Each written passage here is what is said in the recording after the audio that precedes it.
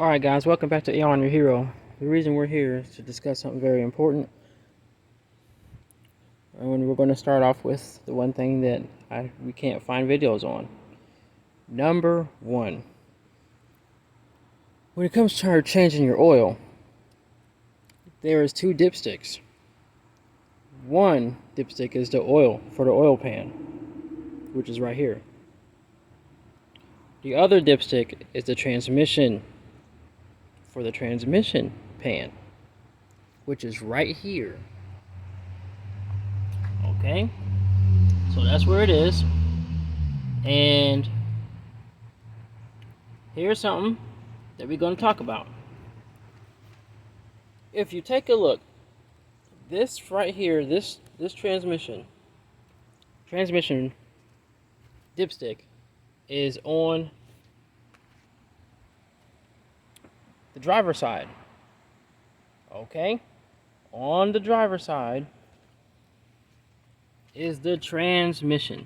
Let's take a look at it. This transmission dipstick has a clip. You have to lift the clip away, pull this up, and when you look at it, okay,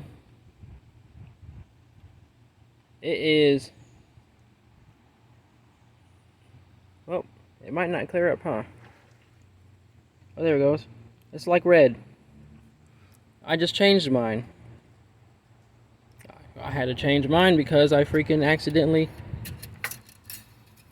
took out the transmission fluid thinking it was the oil pan, and I took out the transmission fluid, drove 3 hours to my hometown, drove 3 hours back. On my way driving back, my check engine light came on, and it wasn't blinking, it just kind of stayed on stationary. And I put my OBD reader in, and it said something about a solenoid E. Anytime I talk about a solenoid, that's transmission. Now I was wondering, why was it slipping? Why was my gear slipping? Because it was hesitating to accelerate. So I went and go look it up, and I try to search every freaking where to try to find out where is the transmission dipstick at? Where's the transmission pan at? Where's the oil pan at? Like, what's the difference? Because I was under the car and I couldn't find it. But I found oil pan. I found a transmission pan. Here's the thing. When I undid the transmission, when I drained it, it was black.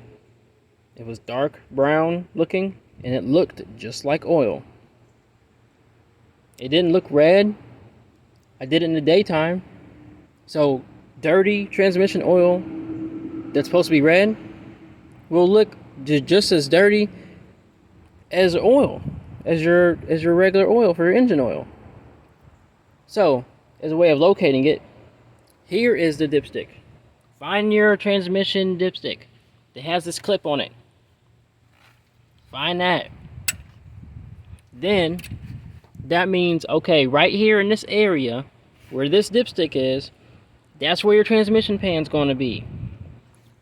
In this area, if you take a look here, that's the passenger side. There's no steering wheel. That's the passenger side, folks. Here it is. Look how it's connected right in between. See, your oil dipstick is right in between, right here. It's like connected to your freaking engine, right next to this, right next to your oil cap, where it says 5W30 and stuff like that. It's right in it.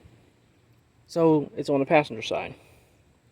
Before you change your oil, find your transmission area by finding your transmission dipstick. Find your oil pan area by finding your oil pan, your oil dipstick. Okay? Now look at this. Look at this crap. Look at this crap. See how much freaking oil's in there? That's right. Why is that oil so high? Because before I left, I thought I changed the oil, right? I changed that oil filter down there. Yeah, see that orange?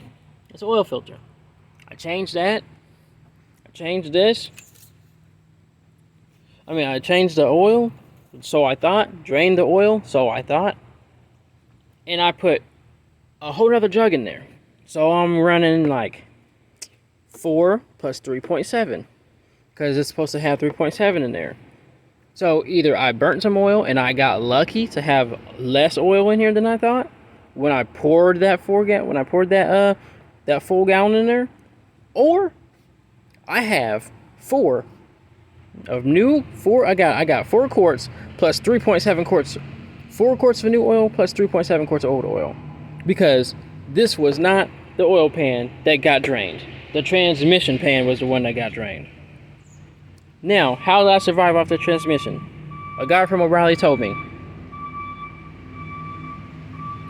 He said, sorry about the noise in the background. You know how it go when you make a video. They just start making noise.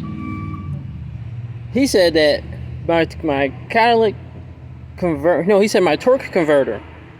My torque converter still had 5 quarts of transmission oil in there, even though I drained the oil pan.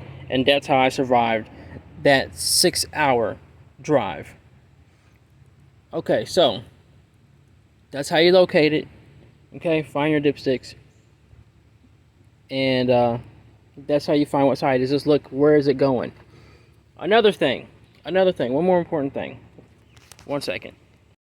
Where do you pour your transmission oil at? Right? That's where you pour your regular engine oil. But what about your transmission oil?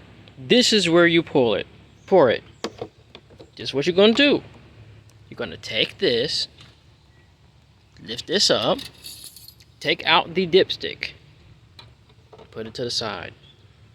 Take this, put it right in a hole, right in the dipstick hole. See? It goes right in there. And then you're going to pour your transmission oil right in here. The guy from O'Reilly told me to pour in half a gallon. And that's what I did. And my transmission is no longer freaking slipping. Or my shifting. My gears is no longer slipping when I shift. So, that's where you pour it. You pour it in there. See, I'm going to take this out. And put this dipstick back in. Transmission dipstick goes back in. All the way flush where this thing clips back on. That's where it is. And if we look under the car, let me see.